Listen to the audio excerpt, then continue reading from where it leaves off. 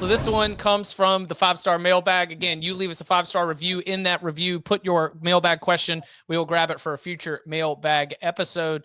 This one was dropped. I'm time stamping it because I don't want it to be lost in terms of the context. This one was after Ohio State had beaten Texas before the national championship game.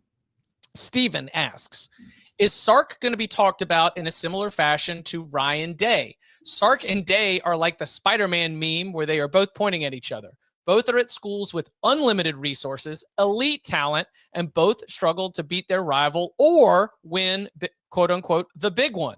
Texas has been underwhelming in their college football playoff SEC championship game appearances, and Oklahoma has been a big thorn in the side of Texas, even though Texas is a superior program.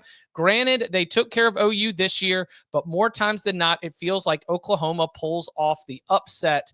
Is Steve Sarkisian going to be facing some of the same rivalry and big game-related pressure that Ryan Day had, at least until that title win? Ryan Day just won a national title, stupid. What a dumb question. You're an idiot. God. Yeah, no, there's certainly, I think there's definitely a lot of kind of similarities between the spots in that Texas has won big games. If you look at them this year, their problem was Georgia, which maybe that's their Michigan.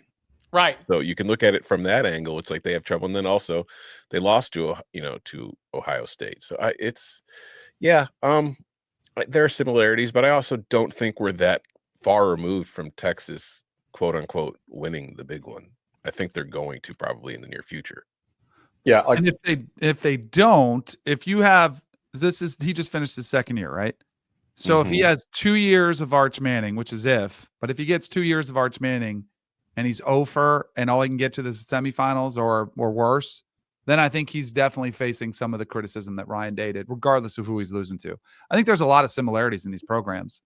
To the question, like they both have spending resources, pockets, and a view of themselves of where they should be, how many championships they should have.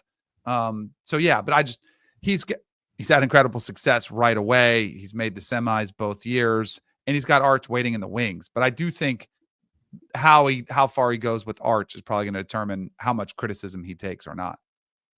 I mean, like history shows, if you're consistently playing at like a top 2 or 3 level and you can sustain that, and there's every reason to think Texas can sustain playing at that like consistent top 4, top 3, maybe top 2 level, then you'll eventually break through. I mean, Danny played on a team that eventually broke through, right? Bobby Bowden couldn't win the big one until he can. This can't win the big one stuff. It is truly nonsense. It is amazing. Like the James Franklin stuff, it's like, oh, he can't win the big one. His team doesn't play like a top 4 football team in the ratings. He gets them to play like a top 5 to top 12 consistently, which is actually really, really hard to do.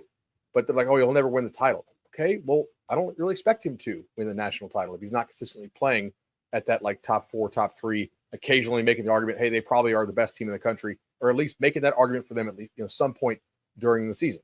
Like I think Lanning will get one as long as Oregon keeps spending like they spend. I think Sarkisian will probably get one. It's really just, can you keep getting elite players into your program? And is there something fundamentally holding you back? I don't know. Like Texas was real soft this year up front. They couldn't run the ball worth a damn. I know they lost some running backs, but they also didn't run block at all. And their screen game, like they got kind of bullied, I think is probably the word I can say on the show, by Georgia twice, like eaten up on the outside. So, the offense to me was soft this year. Is that like a fundamental problem? Because it wasn't last year. Last year was a physical offense. I don't think there's anything intrinsic about that Texas program that says they can't be physical again and can't run the ball. And they recruit like gangbusters. So I think Sark's going to get one. I think Steve Sarkisian wasn't born on third base. I'm saying like Ryan Day inherited a winner. Ryan Day inherited a program that was operating at a great level, and Steve Sarkisian did not. And he broke through the Texas's back, like wall that had been continually moving ever since like 2010. Like he was the one that actually got the Longhorns sort of over the finish line. They when they won the Big 12 last season, it was their first conference title in a decade, or even since that 2009 season, more than a decade. So when I see them go from it's like 5 wins, 8 wins, breakthrough, 12 wins, 13 wins, I don't think Steve Sarkisian and Ryan Day are quite the same, because what I've seen from him is him fundamentally changing the way the roster is constructed by building up both lines of scrimmage. And I've seen him guide Texas from one conference to the other, hit the ground running. They were playing for the conference title.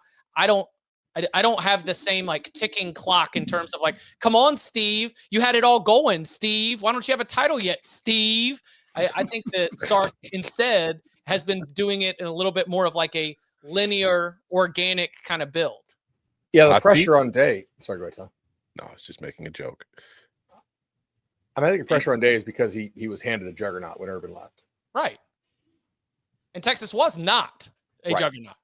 And that's what I've heard some Texas fans talk about Quinn. They're like, look, did we get frustrated with him? Yes, but he was the face of like Texas getting things back on track, back to where we want to be. And so he's always going to hold like a special part for some, not all Texas fans, but for some Texas fans for that work there. And Sark doesn't dye his beard. Also true. Hey, I don't judge people for that. I wouldn't either.